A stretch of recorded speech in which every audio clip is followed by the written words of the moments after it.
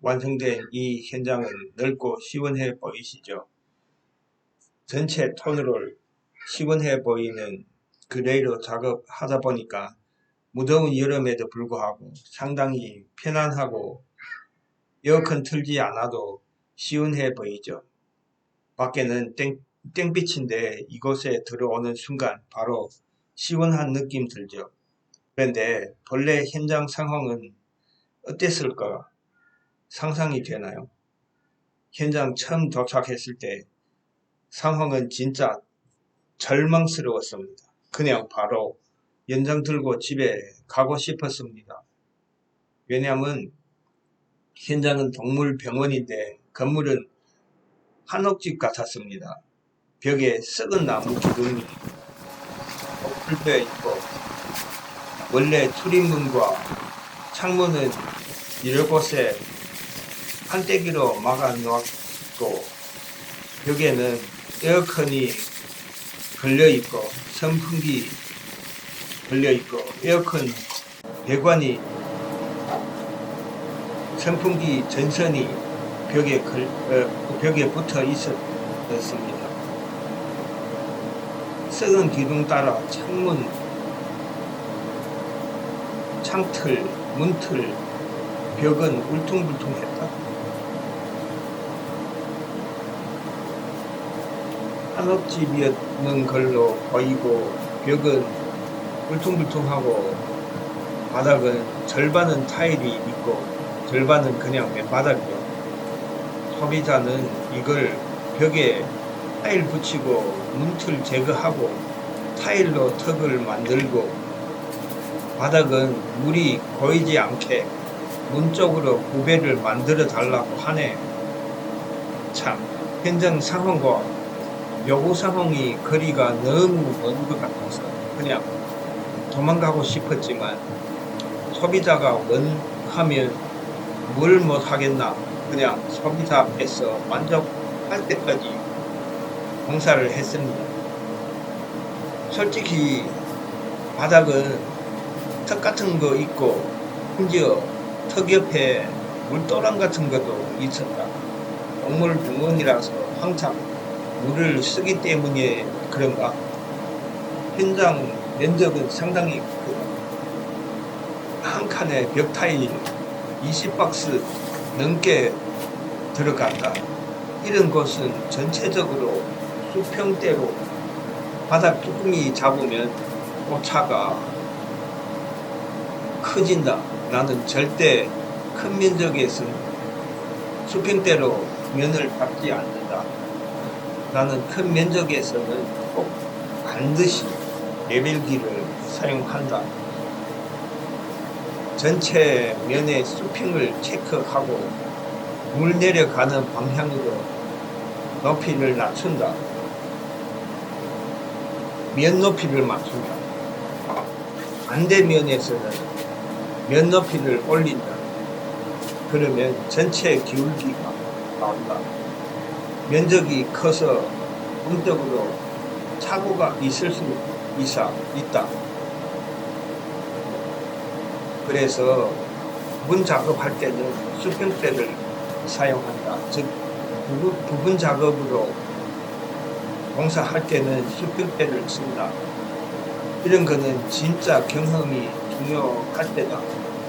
말로는 높이고 내리고 수평대 등 하지만 막상 작업하면 생각대로 안 된다.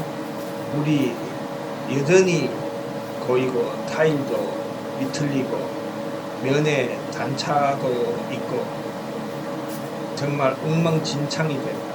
그래서 저는 레벨기도 켜고 수평대도 쓴다. 좌우 직선 꼭집도 나오고 물 내리는 방향으로 구배로 만든다. 이렇게 한 장 한 장 체크해 가면서 바닥 타일 붙였다.